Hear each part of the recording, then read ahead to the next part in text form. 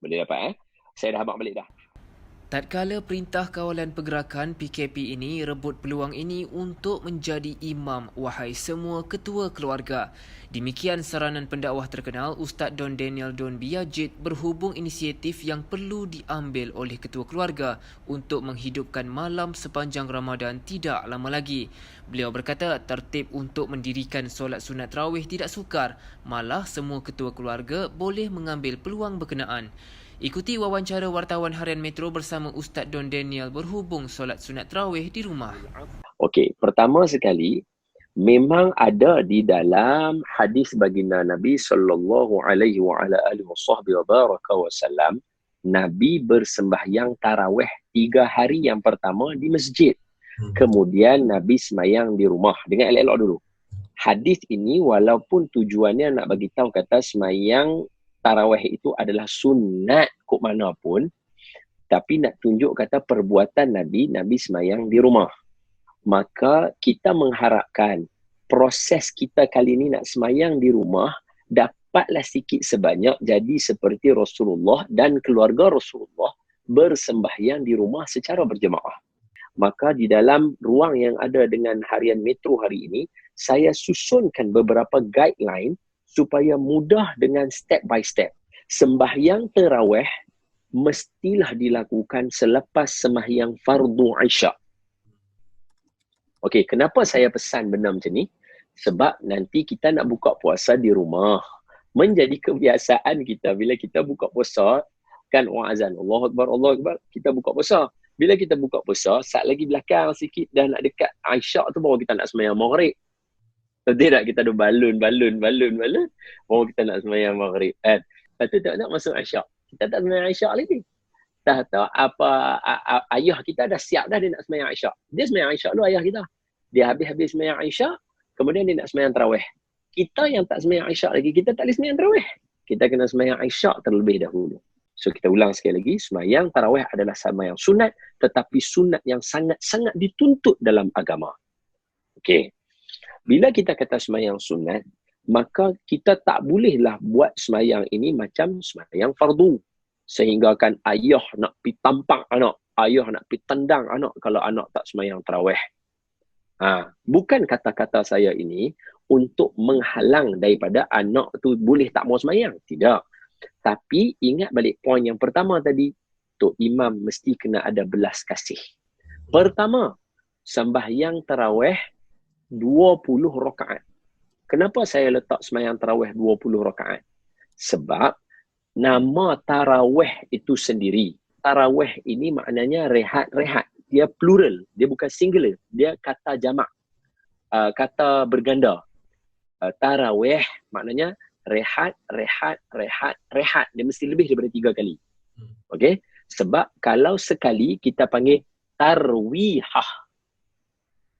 Kalau 2 kita panggil tarwihatani. Kalau 3 dan ke atas kita panggil tarawih. Yang kedua adalah semayang tarawih 8 rakaat.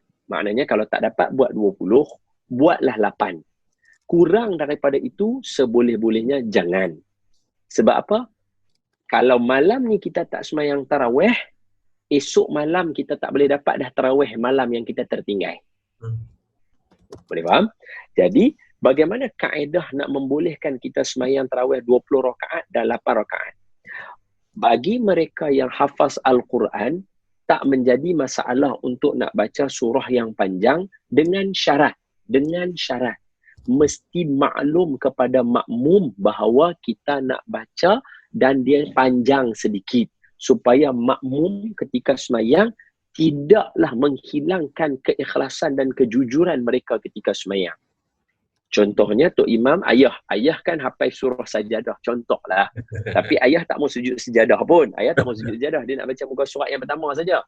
Tapi itulah surah paling panjang dia hafal.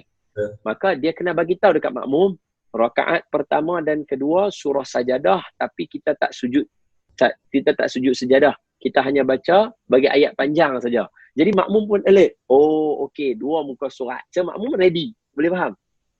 Ini kita tak tahu.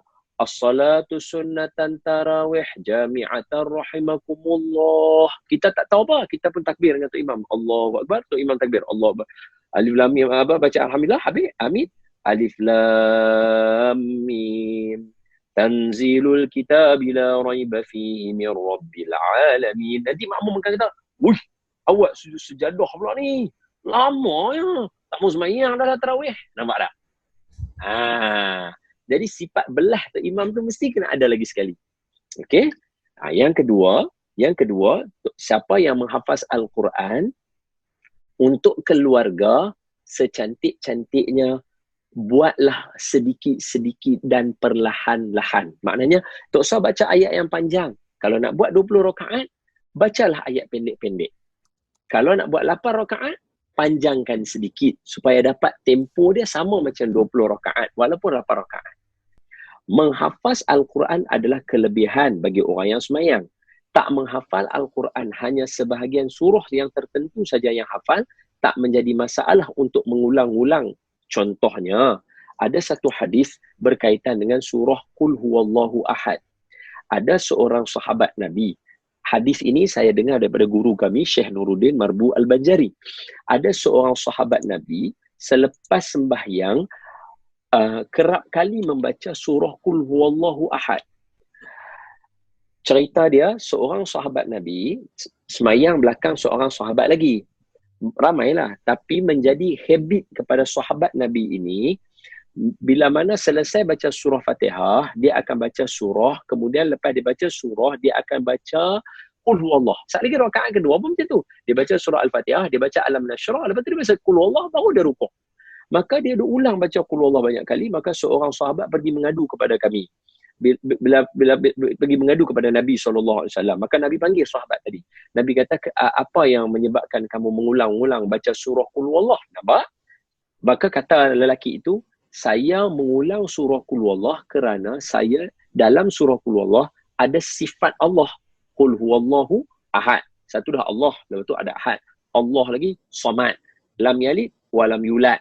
Walam yakul lahu kufuwan ahad. Sekurang-kurang ada 6 sifat Allah Ta'ala yang ada di situ. Maka sahabat Nabi kata apa? Saya mengulang baca yang tu kerana dalam surah itu ada sifat Allah. Saya cinta kepada Allah. Dia kata macam tu. Maka apa kata Nabi kepada sahabat Nabi tadi? Sahabat Nabi kata, hubbuka iyyaha yudkhilukal jannah. Hubbuka iyyaha yudkhilukal jannah. Kamu cinta surah Qul Huwallah, kamu masuk dalam syurga. Nampak? Maka kepada kita yang mana yang nak tak hafal banyak, kita hafal sikit saja, cintalah surah itu. Kerana bila kita cinta surah itu dan kita mengulang dia baca kerana kita cinta dia, kita akan masuk ke dalam syurga. Bayangkan surah Qul Huwallah yang ada 4 ayat itu pun seorang sahabat cinta Nabi kata masuk syurga. Bayangkan surah Qul A'udzu Birabbil Falaq ada 6 ayat, Qul A'udzu Birabbin Nas ada 5 ayat. Apatah lagi surah Al-Fatihah ada 7 ayat. Boleh faham? Jadi mengulang-ulang dalam sembahyang surah yang sama tak menjadi masalah. Okay. Disebabkan kita ada berhenti-berhenti itulah, maka ulama mengambil daripada hadis yang besar iaitu setiap amalan di bulan Ramadan dilipat gandakan sampai 700.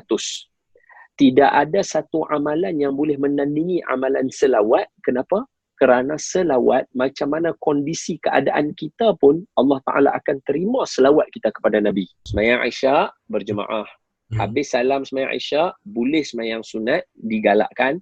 Kemudian terus sembahyang tarawih 2 rakaat. Lepas tarawih 2 rakaat, rehat sekejap. Sebab ni keluarga. Kena ingat, ni keluarga. Jangan duk buat macam AJK masjid. Bawa bertenang. Okay? Kita ada keseluruhan malam untuk kita hidup. Alright?